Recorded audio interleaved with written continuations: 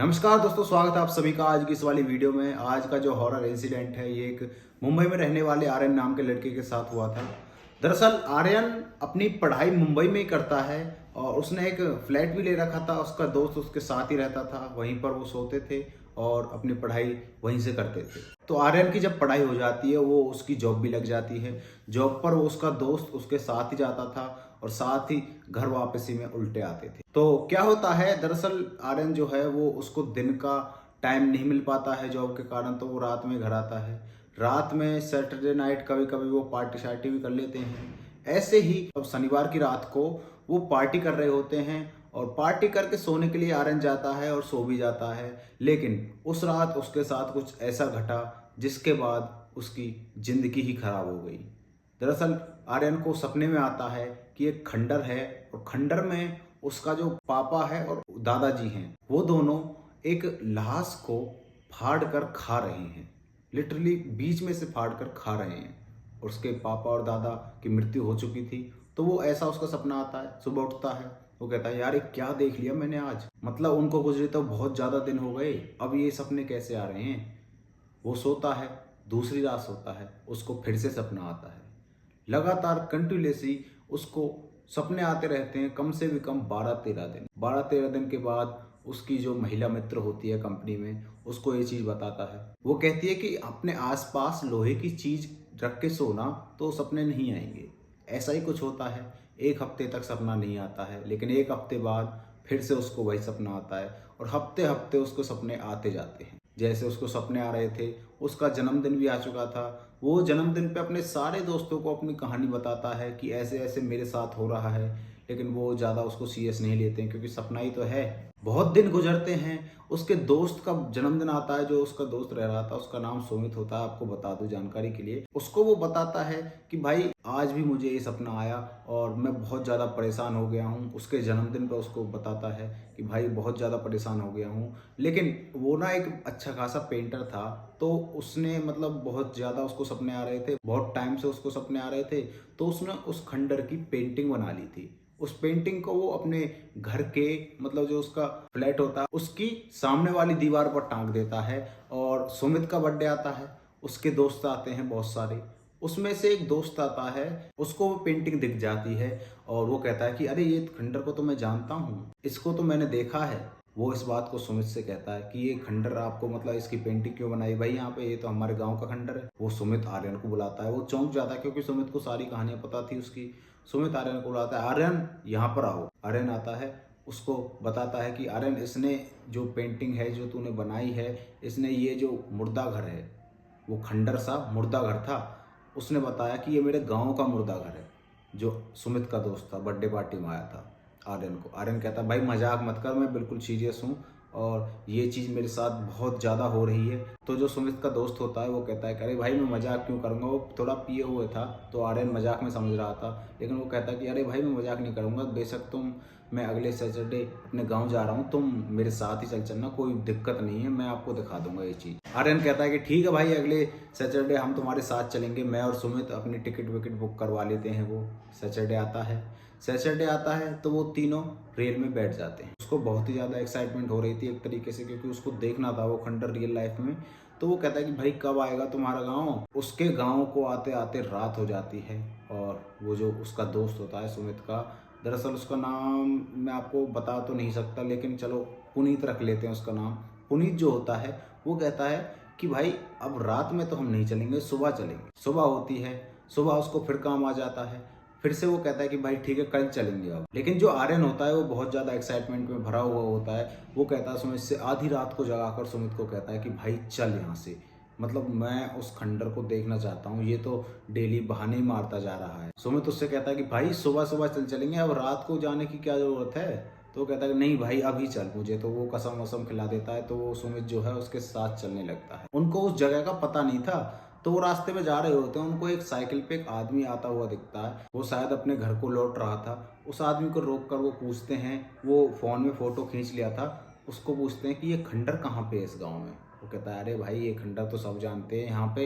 मतलब वो रास्ता बता देता है, मतलब सीधे जाके एक छोटी गली आएगी तो वहाँ सामने एक मैदान पड़ेगा, मैदान के लास्ट में एक खंडर है, तो बता देता है। तो तो वो जो आदमी होता है वो उनसे कहता है कि भाई इस पे संभल के जाना, मतलब तुम रात रात यहाँ पर कर क्या रहे हो और तुम इसमें जाना क्यों चाहते हो, ये पहले मुर्दा घर था तो इसमें मत जाओ।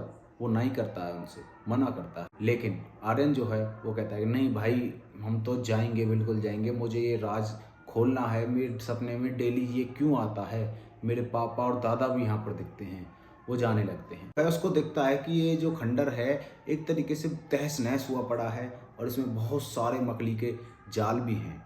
तो भीतर एंटर करते हैं दरवाजे को तोड़कर। टूटता है वो दरवाज़ा, मतलब हल्का सा दरवाज़ा था, गड़ा पड़ा था, तो उसको तोड़ देते हैं। वो भीतर एंटर करते हैं। भीतर जैसे एंटर करते हैं उनको एकदम से एक व्हील चेयर की सी आवाज़ आती है और वो एक कमरा होता है खंडर में, उसमें जाकर देखते हैं तो एक व्हील चेयर पड़ी हुई थी। वहाँ पर दो दो व्हील चेयर थी। तो वो कहते हैं कि यार ये गाँव वाले अब तक इन व्हील चेयरों को यहाँ पर क्यों पटके हुए हैं, मतलब ठीक ठाक व्हील चेयर है वे, और वो यहाँ पर मतलब क्यों पड़ी हैं, ये अब तक तो ले जाना चाहिए था।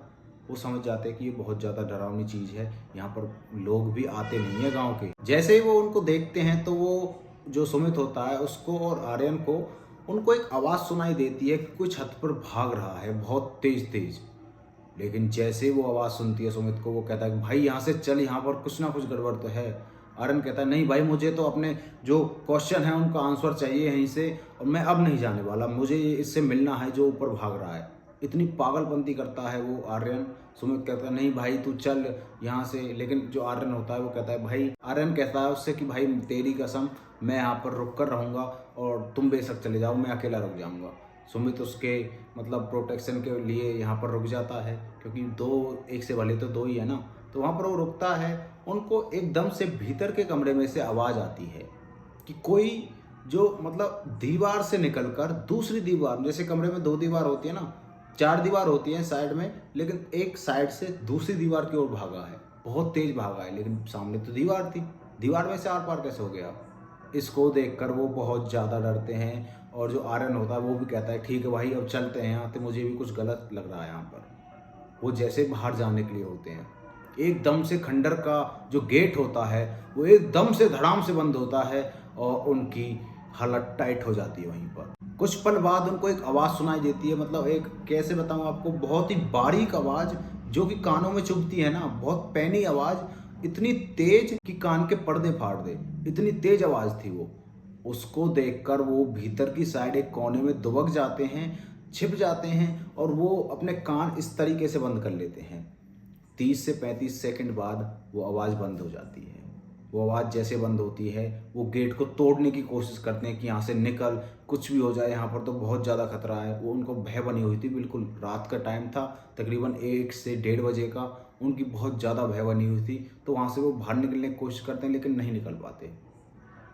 उनको फिर से वही आवाज़ सुनाई देती है, लेकिन अब की बार आर्यन जो कोने में था, दोबारा वो कोने में चला गया था आवाज़ को सुनकर, कोने में था, उसके गले को कोई पकड़ता है एक हवा जैसी और ऊपर उठा देता है, भीत से लगाकर, दीवार से लगाकर ऊपर उठा देता है और उससे कहता है, मतलब एक हल्की सी आवाज़ आती है उसके कान में कि तेरे कारण ये सब कुछ हो रहा है। आर्यन कहता है कि मेरे कारण कैसे हो रहा है ये, मुझे बताओ, मैंने क्या कर दिया तुम्हारा। जैसे ही वो मतलब ये वर्ड कहता है अपने मुंह से, एकदम से फिर से चिल्लाने की आवाज़ आती है बहुत तेज, और जो वो हवा होती है उसको एकदम से छत की ओर ले जाती है और उसकी जो सर होता है वो छत पर जा लगता है। इस चीज़ को देखकर सुमित जो होता है वो कहता है कि भाई चल यहाँ से, और मतलब कौन है तू, ये क्या कर रहा है, हमने तुम्हारा क्या बिगाड़ा है। लेकिन सुमित को उस खंडर में एक खिड़की खुली मिल जाती है, फर्स्ट फ्लोर की खिड़की थी वो खुली मिल जाती है, उस पर कूद जाता है वो नीचे की तरफ। वो सोचता है कि आर्यन भी आएगा, लेकिन वो वेट करता है, मतलब बाहर जाके थोड़ी देर, मतलब थोड़ी आगे जाके रास्ता में वहाँ पर वेट करता है कि आर्यन भी आएगा।